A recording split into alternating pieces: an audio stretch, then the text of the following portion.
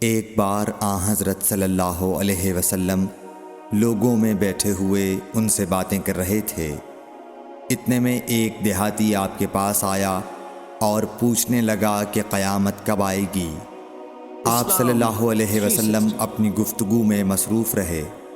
بعض لوگ جو مجلس میں تھے کہنے لگے، آپ صلی اللہ علیہ وسلم نے دیہاتی کی بات سنی لیکن پسند نہیں کی، اور بعض کہنے لگے کہ نہیں، بلکہ آپ نے اس کی بات سنی ہی نہیں۔ جب آپ اپنی باتیں پوری کر چکے تو میں سمجھتا ہوں کہ آپ صلی اللہ علیہ وسلم نے یوں فرمایا، وہ قیامت کے بارے میں پوچھنے والا کہاں گیا؟ اس دیہاتی نے کہا، حضور میں موجود ہوں۔